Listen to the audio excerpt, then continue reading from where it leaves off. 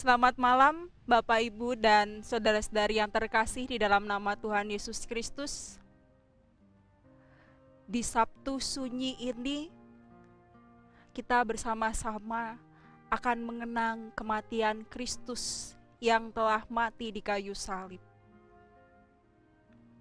Mengingat kematian orang-orang yang kita kasihi yang telah lebih dahulu meninggalkan kita, sungguh sangat menyakitkan dan menyedihkan.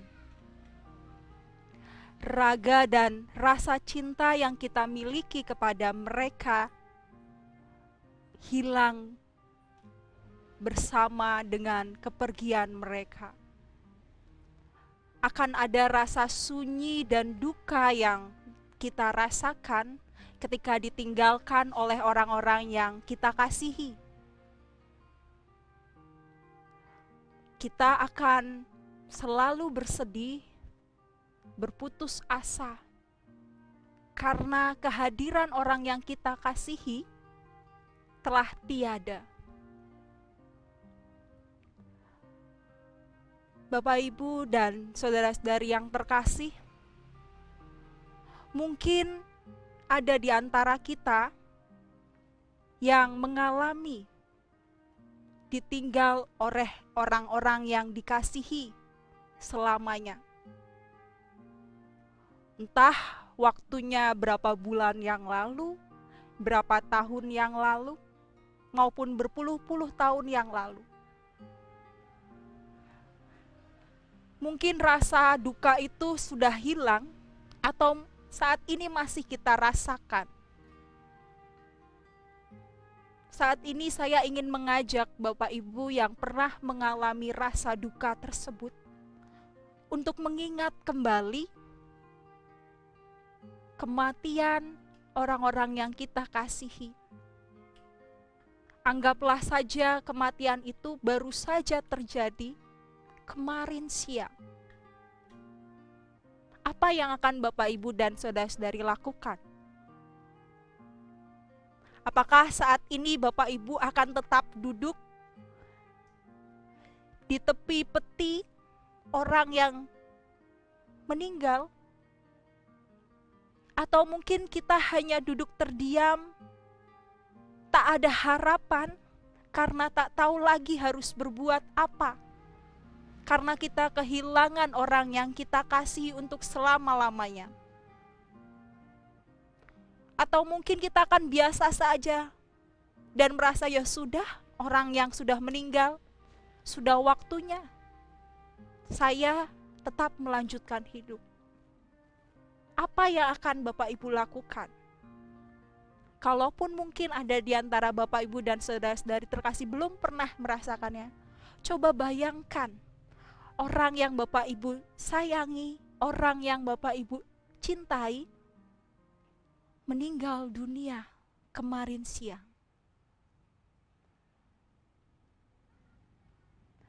Tentu kita akan mengalami kesedihan, kesunyian yang begitu mendalam. Kita berharap seakan bukan kita yang mengalaminya. Memang waktu yang akan menyembuhkan duka yang dirasakan atas berpulangnya orang-orang yang kita kasihi. Namun, tak hanya waktu saja. Kalau misalnya kita hanya berpasrah pada waktu yang membuat kita menjadi tidak berduka lagi, itu akan sia-sia belaka. Dituntut sebuah aktivitas atau kegiatan yang dapat mendukung kita untuk mengobati luka dan duka yang kita rasakan, agar kita tidak berlarut di dalam kesunyian. Butuh respon di dalam menghadapi duka tersebut.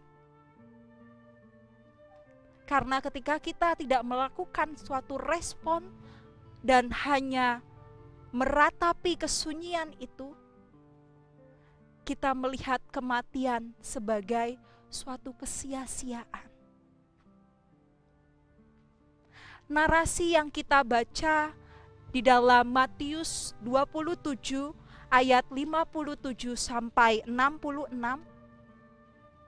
menceritakan beberapa respon yang dilakukan oleh orang-orang yang sedang berduka. Orang-orang yang sedang kehilangan orang yang dikasihinya. Bagaimana para murid merasakan kesunyian yang begitu dalam ketika harus melihat Yesus yang mereka kasihi terpaku di kayu salib dan meninggalkan mereka. Sedih, duka, dan hilang harapan dirasakan oleh para murid. Ada yang begitu saja tidak ingin melihat kejadian itu. Ada yang mungkin tetap berdiri di depan salib. Ada yang mungkin meninggalkan tempat itu karena merasa sakit dan menyedihkan mengingat momen kematian Yesus yang disalibkan. Namun di dalam bacaan kita pada sore hari ini, kita melihat ternyata ada satu orang yang memiliki respon berbeda ketika sedang mengalami kedukaan. Bersama-sama kita membaca seorang yang berasal dari Arimatea, yaitu Yusuf.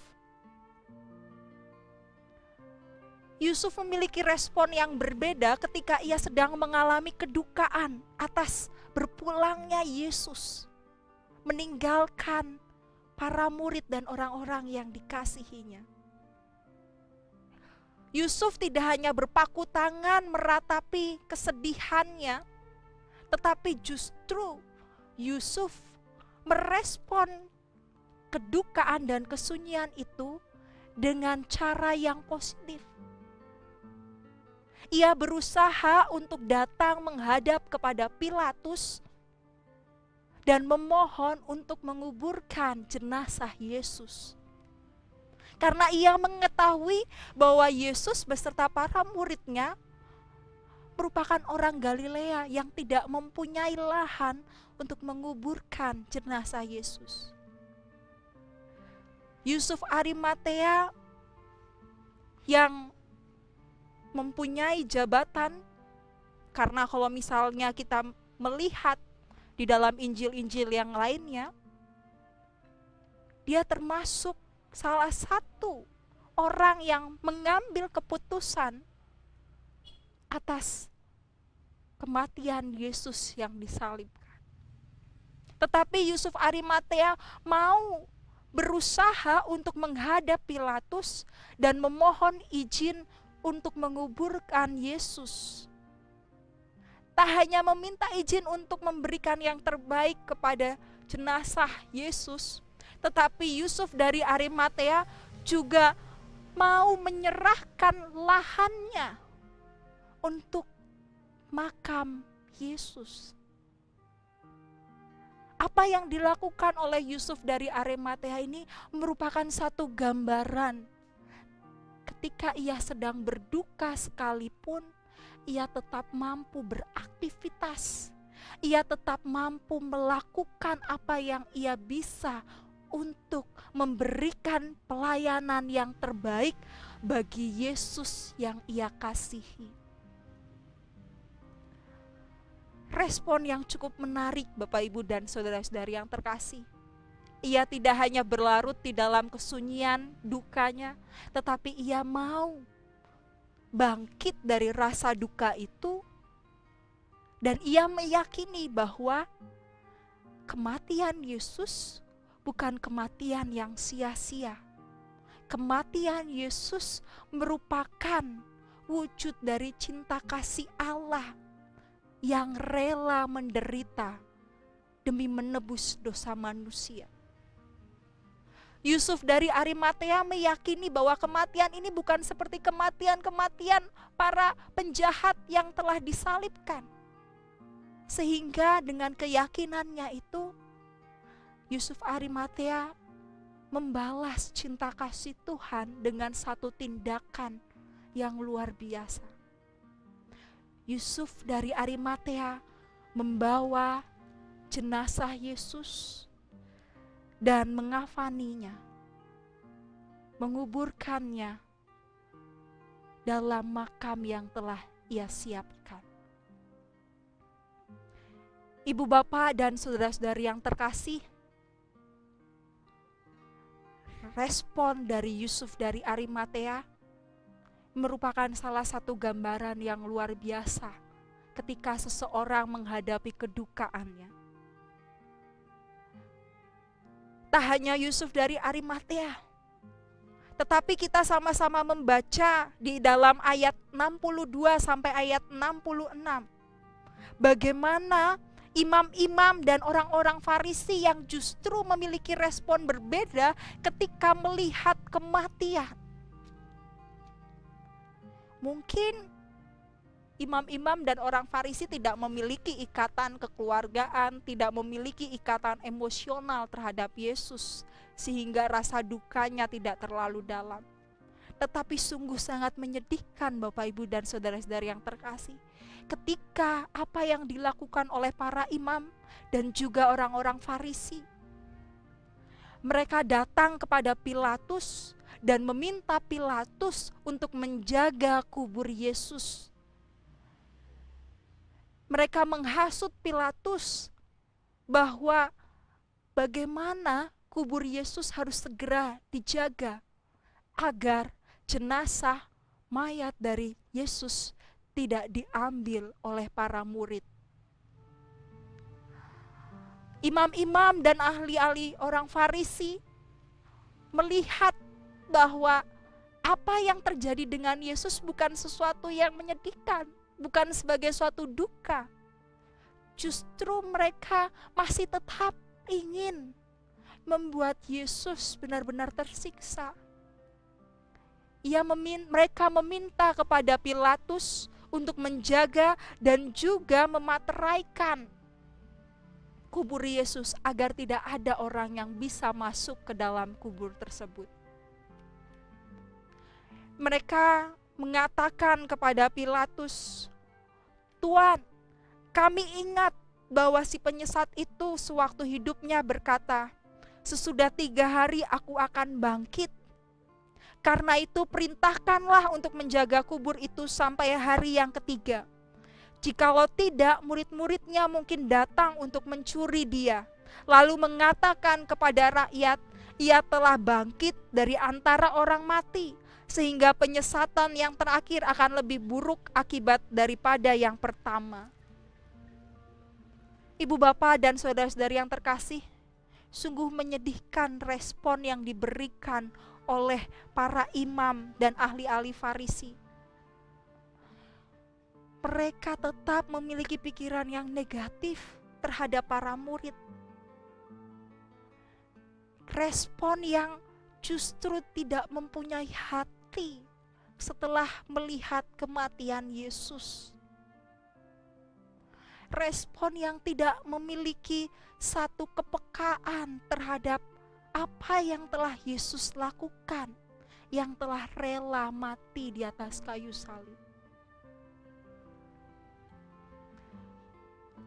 Ibu bapak dan saudara-saudari yang terkasih di dalam nama Tuhan Yesus Kristus, respon dari Yusuf Arimatea, respon dari para imam dan juga ahli-ahli Farisi merupakan satu gambaran yang mungkin seringkali kita temukan di dalam kehidupan kita. Ketika ada orang yang sedang mengalami kedukaan, ketika ada orang yang sedang bersedih karena ditinggal oleh orang yang dikasihi, seringkali kita tidak ikut merasakan berbela rasa terhadap orang yang berduka itu. Seringkali kita merasa, wah bukan saya yang mengalaminya, bukan saya yang merasakan kesunyian itu? Atau justru kita melakukan satu perbuatan yang menyedihkan dan menyakitkan bagi orang yang ditinggalkan? Mengalami kedukaan sungguh sangat berat. Terlebih lagi ketika orang yang begitu kita sayangi, orang yang begitu dekat dengan kita, pergi untuk selamanya. Saat ini, ketika kita bersama-sama merayakan, memperingati di dalam ibadah Sabtu Sunyi ini, kematian Yesus yang telah menderita karena dosa-dosa kita, seharusnya kita berduka. Seharusnya kita tidak hanya sebatas merayakan kematiannya dan memperingatinya, tetapi justru kita ikut merasakan kepedihan yang dialami oleh orang-orang yang ketika ditinggalkan oleh orang yang dikasihinya. Kita ikut merasakan kesunyian yang begitu dalam. Kita merasakan dan membayangkan bagaimana Yesus di dalam kubur kosong, mati demi kita. Ibu bapak dan saudara-saudari yang terkasih, melalui narasi yang kita baca di dalam Matius 27 ayat 57 sampai 66 ini, bersama-sama kita diingatkan oleh Tuhan bagaimana respon di dalam menghadapi kedukaan dan kesunyian itu sendiri. Apakah kita akan memiliki respon seperti Yusuf dari Arimatea? Meskipun berduka, meskipun bersedih, tapi tetap mau berusaha melakukan aktivitas yang terbaik, mau memberikan yang terbaik atas cinta kasih Tuhan. Atau justru kita seperti para imam dan ahli-ahli Farisi yang merasa tidak ada beban, yang merasa tidak mengalami kesedihan itu, sehingga tidak peduli akan keberadaan orang-orang yang ditinggalkan. Atau mungkin kita seperti para murid yang entah tidak disebutkan di dalam narasi kita di mana keberadaan mereka. Apakah mungkin mereka sembunyi karena takut diancam, atau mungkin justru mereka lari dan merasa sedih yang begitu dalam, tidak mampu untuk melihat kematian Yesus? Ataukah mungkin kita seperti para perempuan yang tetap terus di dalam kesedihannya mengantarkan Yesus sampai dikubur? Mana yang akan kita lakukan, Bapak Ibu dan saudara-saudari yang terkasih? Ketika saat ini kita mengenang kematian Yesus, mengenang proses penguburan Yesus, apakah kita merespon duka tersebut dengan apa yang dapat kita lakukan untuk Tuhan? Atau justru kita hanya berdiam diri, merangkul kesunyian, melewati waktu dengan sia-sia? Atau kita mampu seperti Yusuf Arimatea, walaupun berduka, walaupun bersedih, tetap memberikan yang terbaik untuk Tuhan. Selamat menghayati Sabtu Sunyi. Biarlah ketika kita mengenang kematian Yesus yang disalib dan juga mengingat proses penguburan Yesus, kita dapat menghayati duka tersebut dengan tepat, menghayati duka dengan tetap memiliki pengharapan, melanjutkan kehidupan, berbela rasa terhadap mereka yang berduka, sehingga kematian tidak kita takuti, tetapi kita yakini bahwa kematian merupakan pintu gerbang kehidupan bersama Allah. Amin.